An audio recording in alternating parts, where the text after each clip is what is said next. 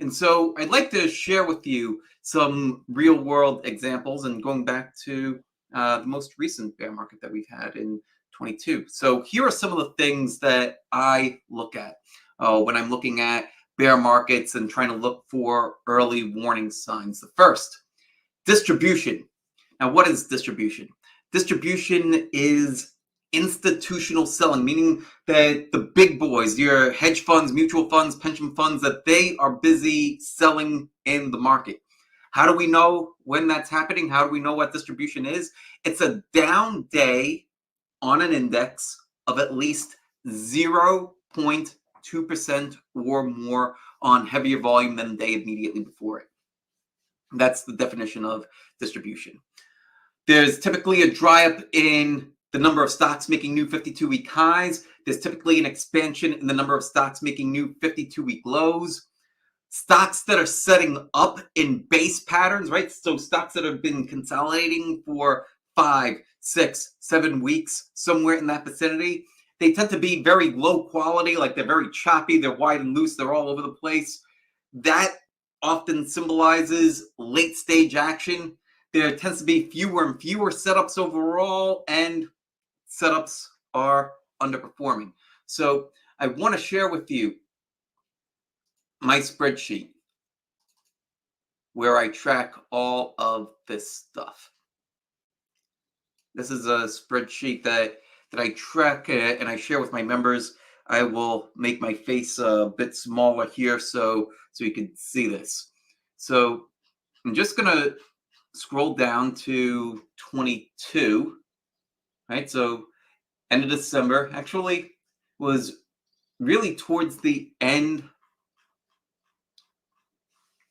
of November here when things started to go awry back in 21. So if I pull up a chart of the NASDAQ, right? Well, let's go there. This is the S&P 500. Let's go over here to the NASDAQ, and I'll turn off my annotations on here because I like to draw all of the charts, right? But basically, I started to get out of the market right back here, right? Flip this back on. You can see that we were in a green condition. Then we flipped over to red, and there were many different red conditions. Sometimes you would flip back to a yellow condition, but were predominantly in red for the bulk of this, right? You got a little bear market rally there, but you're really in this red zone where things were in deep trouble for a long period of time, and you didn't start to come out of it really until over here, right?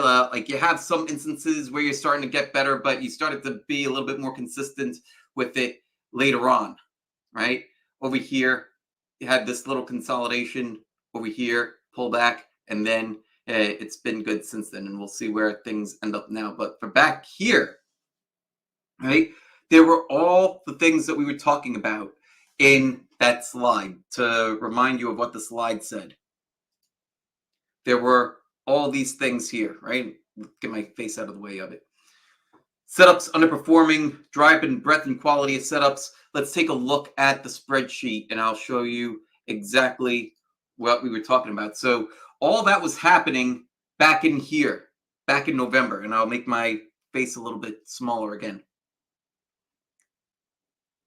Let's zoom in. All right, so you can start to see that there was downtrends on the market, downtrends on the daily timeframes, downtrends on the weekly timeframes. I'm analyzing the indexes, the market as a whole.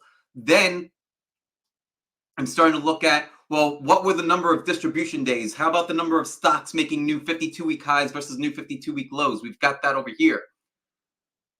The number of stocks that were making new 52-week lows started to outpace the number of stocks making new 52-week highs back on November 17th.